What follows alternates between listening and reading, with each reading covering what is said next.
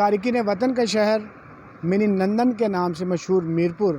اس وقت کوڑا کرکٹ کی آماجگاہ بن چکا ہے اور جگہ جگہ کوڑا کرکٹ کے ڈھیروں پر جانوروں کا رش کسی خطرے سے کم نہیں ہے، کیونکہ ماضی میں ان جانوروں کے حادثات سے جانی نقصانات ہو چکے ہیں۔ دوسری طرف میونسپل کارپوریشن کی جانب سے بنائے گئے کوڑا کرکٹ کے لیے پوائنٹس پر شہری کوڑا پھینکنے کی بجائے سڑکوں پر کوڑا پھینک رہے ہیں۔ کچھ شہریوں نے تو اپنے گھروں کے باہر ڈرم رکھے ہیں تاکہ گندگی نہ پھیلے۔ میونسپل کارپوریشن کے پاس 3 لاکھ کی آبادی کے لیے اتنے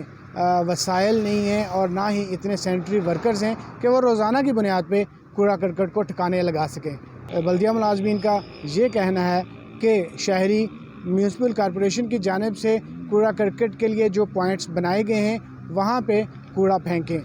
اور شہریوں کا یہ مطالبہ ہے کہ بلدیہ اپنے سینیٹری ورکرز کی تعداد اور اپنے وسائل کو بڑھائے تاکہ روز کوڑا کرکٹ کو یہاں سے اٹھایا جا سکے۔ اس کے علاوہ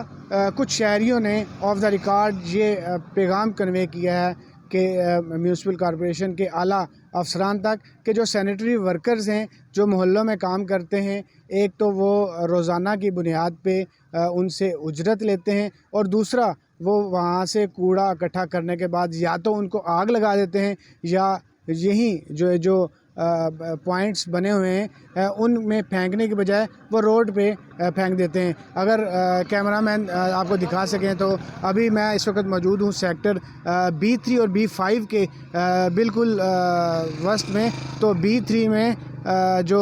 آپ کو نظر آ رہا ہوگا یہ مین سیکٹر ہے میرپور کا، پوش ایریا ہے، اور آپ کو گندگی کے ڈھیر ان گھروں کے سامنے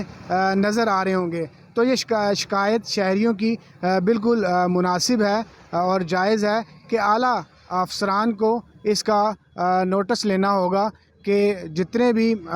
جو ان کے سینیٹری ملازمین ہیں ان پر چیک اینڈ بیلنس رکھا جائے تاکہ منی لندن کو صفائی برقرار رہے اور اس کو بیماریوں سے بھی بچایا جا سکے۔